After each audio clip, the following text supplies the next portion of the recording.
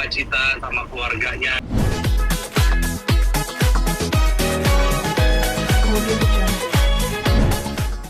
Pertama-tama saya berduka cita buat emak ya, dimanggilnya emak Nani, juga berduka cita sama keluarganya.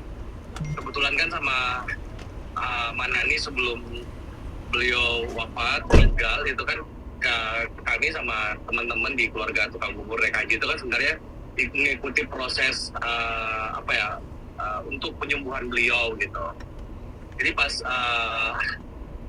tahu seperti itu, ikutin kan bagaimana perkembangannya, dan pas tahu beliau meninggal ya sempat shock juga gitu. Tapi dalam hati ya pasti harus ada keikhlasan kan untuk melepaskan seseorang seperti itu.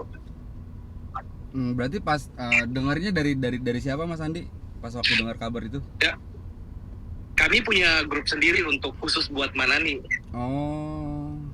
Ya, kami punya grup sendiri yang terdiri dari teman-teman dan keluarga tukang bubur naik haji. Itu udah bikin grup sendiri khusus gitu. Jadi waktu proses pengobatan beliau mulai dari awal sakit, kami selalu berusaha untuk menolong atau datang menjenguk atau dan semacamnya lah, apa aja yang kita terus memantau perkembangannya dari hari ke hari, dari minggu ke minggu, bulan ke bulan gitu. Kami terus memantau gitu dan tahu bagaimana kondisi beliau gitu, dan sempat berapa kali kan kami sama teman-teman semua juga ikut menjenguk langsung beliau gitu, melihat keadaannya seperti itu. Kapan berarti Mas terakhir ketemu sama almarhumah gitu Mas? Terakhir itu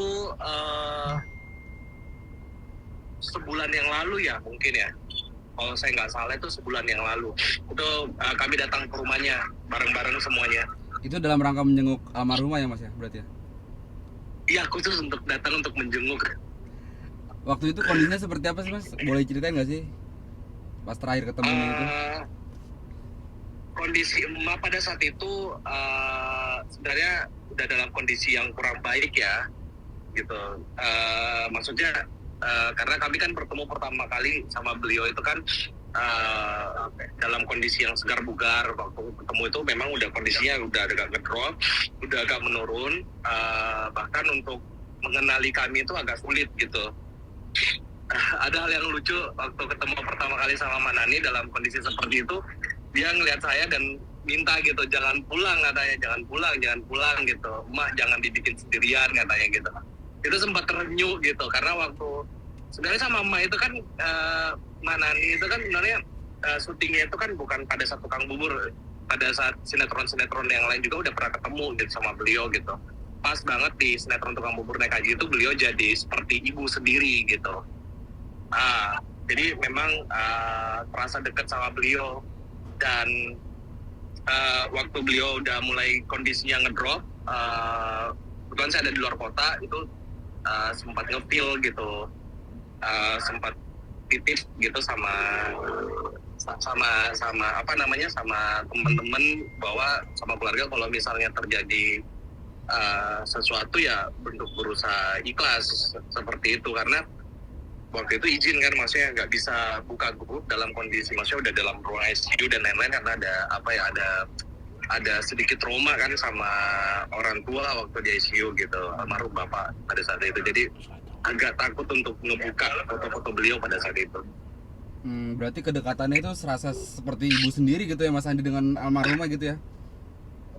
Iya, udah pasti, karena berapa tahun ya Mas ya, sama Manani itu di tukang bubur naik haji itu kurang lebih 5-6 tahun bareng beliau itu. Mulai dari episode 1 sampai ribuan itu bareng sama beliau gitu, dan banyak banget yang beliau sampaikan ke saya gitu untuk banyak lah pesan-pesan, karena dekat dan tahu bahwa pribadi Manani itu adalah pribadi yang baik dan seperti udah kayak orang tua sendiri gitu, makan bareng, ketawa bareng, syuting bareng, cari duit bareng gitu. Ada satu hal banget yang beliau sampaikan waktu itu gitu, waktu capek, lelah banget, karena waktu itu kan kita syuting untuk kejar Lebaran ya. Ya Lebaran, jadi nggak tidur lah hampir 3 hari gitu, nggak, kurang banget tidurnya pada saat itu. lalu beliau bilang gitu, satu pesan yang saya ingat banget gitu, di dunia entertainment itu katanya banyak sakit hatinya gitu, jadi harus lempengin gitu perasaannya gitu gitu. Padahal saya nggak minta, terus bila-bila tiba-tiba ngomong seperti itu gitu, banyak sakit hatinya di dunia entertainment, jadi lempengin perasaannya gitu. Ya udah. Itu yang paling diingat sama Mas Andi sampai sekarang berarti ya Mas ya? Masih ingat banget gitu perkataan beliau, karena pada saat itu nggak tahu, tiba-tiba aja ngomong kayak gitu tuh. Ngomong ya sabarin katanya gitu. Ya tapi ya karena emak yang ngomong kayak seperti itu, ya teringat banget pesan beliau seperti itu. Selain pesan-pesan tersebut, apa mungkin ada lagi gitu Mas pesan dari almarhumah yang Mas Andi ingat banget gitu buat kehidupan terutama dan kehidupan di dunia entertain juga gitu? Iya, waktu kalau nggak salah waktu ulang tahun Mbak Nani gitu sama Citra juga sama fans saya waktu itu ngasih surprise. Terus pada saat itu emak ngelus kan punggung belakang kan gitu, saya simpu di pahanya beliau, terus ngedoain gitu. Waktu itu beliau ngedoain katanya semoga cita-cita saya tercapai gitu, kayak berasa punya ibu sendiri di lokasi syuting waktu sama emak itu. Dekat banget gitu ya Mas. Kenangannya tuh kayak ya lumayan dekat sih, karena tiap hari kan Mas gitu, maksudnya tiap hari ketemu syuting bareng gitu kan, nggak ada jeda kan sama beliau itu. Gitu. Nah, momen-momen apa sih Mas Andi yang nggak bisa dilupain gitu, yang paling berkesan sama almarhumah dalam perjalanannya gitu? Apa ya, waktu sebenarnya banyak banget ya kenangannya, yang mulai dari sukanya syuting bareng gitu sampai punya problem juga di lapangan juga bareng-bareng gitu, artinya susahnya juga bareng-bareng gitu. Waktu itu kan perjuangnya bareng ya, karena kita juga nggak pernah nyangka kan sinetron ini bakal sampai ribuan episode kan gitu. Jadi banyak banget yang ada di dalam pikiran saya saat ini gitu, terlintasnya gitu, mulai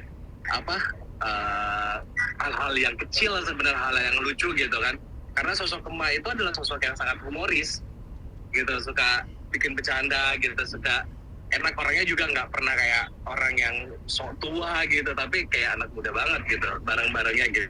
Jadi kayak kita juga yang orang ada di sekitar itu nyaman gitu. Oh, memang sosoknya humoris gitu Mas ya waktu dalam di lokasi syuting gitu ya Mas Andi ya? Iya, suka ngebanyol gitu, tiba-tiba ngomong aja gitu sesuatu yang membuat ya bikin ketawa gitu, bikin suasana cair. Banyak banget kenangannya gitu, mulai dari yang senang-senang sampai yang susah, banyak banget. Pasti 5 tahun Mas sama tiap hari ketemunya. Iya. Banyolan apa sih Mas? Ada nggak Mas yang masih diingat gitu Mas dari almarhumah Mas? Banyolannya gitu? Macem-macem. Yang kadang itu mah agak sedikit jahil tuh biasanya tuh, kalau misalnya lagi syuting tuh tiba-tiba dia keluar skrip gitu, terus tiba-tiba dia ngebanyol sendiri gitu, langsung wow. Jadi kayak harus pintar-pintar buat pintar-pintar buat untuk ngimbangin gitu beliau pada saat itu. Nah, sosoknya beliau dalam menjadi aktor di mata Mas Andi sendiri sampai perjalanan hidupnya gitu sampai akhir hayatnya seperti apa sih Mas Andi? Pertama kali sama Manani ya waktu itu ya, mungkin saya terbilang masih baru lah ya dibandingkan beliau ya. Pada saat zaman itu, pada masih tahun 2019 kali, lama banget ya, udah tua banget kita ya. Tapi pada saat itu mungkin saya ngerasa bahwa melihat sosok Manani ini adalah sosok aktris senior gitu. Tapi pada saat pertama kali main sama beliau itu di sinetron, kalau nggak salah ketemunya itu di Ketika Cinta Bersasdi tahun 2000 berapa ya, 2000 berapa ya? Agak lupa tuh, tapi udah lama banget, 2012 mungkin. Bukan 2009. Sorry, maaf. Tahun 2009 2010 itu saya ketemu pertama kali sama Mana. Jadi main di sinetron Ketika Cinta Bersasdi pada saat itu ketemu gitu. Dan ngeliat kan, maksudnya buat yang kayak wah, aktris senior nih gitu. Tapi beliau itu dengan santai aja gitu, maksudnya main gitu. Dia sempat ngomong, udah santai aja katanya gitu. Ya udah, pada saat itu dia kayak langsung cepet akrab aja sama beliau gitu. sampai ketemu di tukang bubur naik haji, qadarulahnya kan nggak pernah kepikiran kan bakal ketemu sama beliau, dan tiap hari ketemu, dan saya menjadi anaknya beliau gitu di sinetron itu. Sosok yang mengayomi gitu ya buat junior-juniornya juga gitu Iya. ya Mas Andi ya.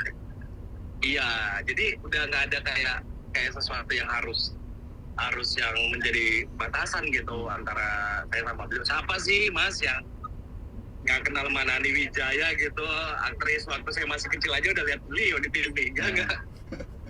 Terus tiba-tiba main bareng kan gitu, jadi kayak happy aja gitu main sama beliau gitu. Ya dengan kenangan-kenangan Mas Andi yang waktu itu sampai akhirnya sekarang Manani harus meninggalkan kita semua gitu Mas Andi ya. Cukup ini ya. Iya, maksudnya kita kan saya melihat bahwa keluarganya juga sangat berusaha. Kami juga dari, bukan cuma saya, tapi keluarga besar tukang bubur naik haji juga udah sangat berusaha untuk, kita berusaha untuk bukan kayak orang lain lagi, udah seperti keluarga sendiri Manani itu. Jadi kalau harus banget disempatin gitu untuk terus bersilaturahim, komunikasi dengan keluarganya, terus dengan anak-anaknya gitu, dan ngelihat langsung kondisinya gitu. Tapi kan itu sebatas kami usaha, namanya qadarulahnya seperti apa, Allah pasti yang putuskan gitu. Ya namanya manusia yang hidup pasti akan meninggal suatu hari nanti gitu. Mungkin hari ini Manani, mungkin besok siapa, dan seterusnya gitu. Ya semuanya kembali kepada Allah gitu. Dan nggak tahu dalam hati aja waktu itu kayak pas tahu itu ngedoain gitu, semoga Manani diampuni segala dosa-dosanya gitu, baik yang beliau sengaja dan enggak gitu. Dan sempat berpikir, ya Allah Ma udah nggak sakit lagi gitu, pikirnya gitu. Ya Ma udah nggak sakit lagi kan, karena tahu banget bagaimana beliau itu kondisinya yang stroke, tahu bagaimana beliau susah makan gitu, bagaimana beliau bertindak, bergerak aja susah gitu, ngelihat kalau misalnya ada luka di badannya itu kayak gimana perihnya gitu, bagaimana beliau susah makan, susah beraktivitas dan lain-lain. Terus bagaimana perkembangan beliau dirawat di ruang ICU gitu, terus bagaimana beliau waktu menjalani operasi gitu, bagaimana waktu mau, kita tahu perkembangannya waktu harus tambah HB-nya menurun, kita cukup tahu banget gitu kondisinya pada saat itu gitu. Dan sempat tarik nafas gitu karena memang berat, tapi ya harus dihadapin kan. Mungkin bagi saya yang orang lain berat gitu, apalagi yang dialami sama keluarganya gitu. Jadi berusaha untuk kuat-kuatin untuk ke semuanya gitu. Semoga yang terbaik dari Allah, itu aja selalu doanya pokoknya. Berarti terakhir komunikasi sama almarhumah kapan tuh Mas, selain yang bertemu yang bulan lalu itu, atau by phone atau by video call gitu mungkin Mas Andi? Kalau sebelum sakit sering WA-an, sering teleponan gitu. Biasa lah ya, maksudnya nggak sering-sering banget yang tiap hari, enggak. Nanya Setelah kabar bubur gitu naik ya, haji itu kan, iya pokoknya ada kabar lah. Yo kadang nanya, dia panggilnya saya Robi kan, di mana gitu katanya. Ini mah lagi syuting di judul lain gitu. Atau saya tanya, emak di mana? Karena kan emak itu sangat strong banget. Emak itu strong banget. Bayangin beliau itu bisa nyetir sendiri loh ke lokasi syuting PP, bayangin sampai keluar kota nyetir sendiri. Terus umurnya emak itu kan udah kalau nggak salah pada saat itu udah kepala 5 ke atas kan, gitu. Gila, saya bilang gila, ini benar-benar strong woman banget sih menurut saya pada saat itu. Tahu emak nyetir PP gitu, udah syuting seharian terus pulangnya nyetir sendiri gitu. Saya bilang perjuangan beliau terhadap dunia seni itu sangat diri banget gitu, sangat luar biasa gitu. Dia mencintai dunia seni peran seperti itu gitu. Itu sangat menginspirasi banget gitu. Makanya beliau dengan enteng ngomong, dunia entertainment itu nyakitin di hati katanya gitu. Banyak hal yang bikin sakit hati katanya gitu. Jadi kamu udah harus kuat dan sabar gitu. Ngomong kayak gitu. Jadi pas ngomong kayak gitu tuh kayak gitu. Kayak itu penting, simple tapi penting sekali buat saya seperti itu. Nah Mas Andi juga tadi bilang mengikuti semua perkembangan soal kesembuhannya almarhumah gitu. Melihat almarhumah berjuang dalam menghadapi penyakitnya tersebut, gimana sih Mas Andi? ya maksudnya kalau kita ketemu kan pada saat itu kan ngejenguk ya. Kalau kita di depannya emak itu kan nggak boleh, kita ketemu orang sakit kan nggak boleh ikutan sakit juga mas gitu, ngerti kan? Maksudnya nggak boleh kalau kita ketemu orang sakit terus tiba-tiba kita juga yang kayak so-so sedih atau kayak gimana, enggak gitu. Kita berusaha untuk menghibur seperti gitu. biasa aja gitu, menghibur gitu. Waktu itu juga sempat muterin sinetron tukang bubur gaji juga gitu dari salah satu di medsos gitu. Terus emak ingat gak ini waktu itu kan lagi adegan lucu gitu sama emak sama Haji Sulam gitu kan. Saat itu emak ingat nggak gitu, terus tiba-tiba emak pegang tangan saya terus ngomong gitu, jangan pulang gitu. Kaget saya, jangan pulang gitu, kayak jangan pulang, temenin di sini gitu. Nah, responnya Mas Andi pas emak bilang gitu gimana tuh Mas Andi? Gimana ya mas ya, pada saat itu ya berusaha untuk senyum aja gitu di depan beliau. Iya mak gitu. Sampai tangan saya tuh dipegang sampai kukunya mungkin lagi panjang gitu sampai berdarah tangan saya gitu. Cuman seneng aja gitu ngeliat emak gitu, dia masih berusaha untuk ingat kita semua gitu, bukan cuma saya, sama teman-teman juga seperti itu gitu. Ya udah gitu, kayak orang bahagia gitu waktu tinggalin emak, cuman ngomong emak yang kuat ya gitu, sabar ya gitu, semoga emak cepat sembuh gitu. Terus sering juga komunikasi sama anak-anak beliau gitu, bagaimana kondisi emak ya, sebatas itulah. Tapi itu kita berusaha untuk selalu hadir untuk di samping beliau gitu, walaupun dari jarak yang jauh. Berarti walaupun kondisinya kurang sehat gitu tapi tetap menghibur gitu, jadi sosok yang menghibur gitu ya mas ya? Ya berusaha lah mas gitu, kan udah seperti emak sendiri. Iya. Oke, mungkin terakhir Mas Andi ada doa gitu buat almarhumah dan juga keluarga yang ditinggalkan gitu, anak-anaknya dan cucu-cucunya gitu. Pasti bukan cuma saya, pasti semua orang yang kenal sama emak pasti tahu bagaimana sosok emak yang sebenarnya. Beliau adalah pribadi yang sangat menyenangkan, pribadi yang bahagia, pribadi yang sangat strong sekali, pribadi yang nggak pernah mengeluh gitu, pribadi yang sangat mengayom gitu. Banyak hal yang sudah beliau berikan buat dunia seni, begitu banyak yang sudah beliau berikan buat entertainment untuk menghibur masyarakat Indonesia. Dan pasti kehilangan ini menjadi sesuatu hal yang mendalam buat kita semua, terutama buat keluarganya. Semoga semangat beliau akan terus hadir di sisi kita semuanya, terus berkarya, berikan yang terbaik untuk masyarakat Indonesia gitu. Beliau juga bilang jangan suka bikin gimmick, katanya jangan bikin gimmick di dunia entertainment, nggak bagus katanya gitu. Beliau sangat bersih sekali, penuh dengan nasihat. Pasti doanya adalah semoga Manani diterima di surga Allah, diampuni segala dosa-dosanya. Beliau udah nggak sakit lagi. Kami dan pasti semua orang meyakini bahwa beliau insya Allah ditempatkan di surganya Allah yang indah.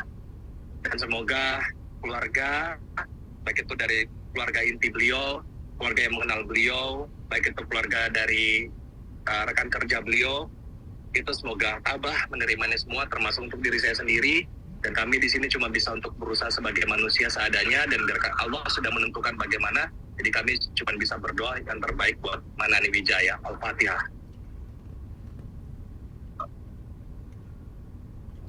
Amin.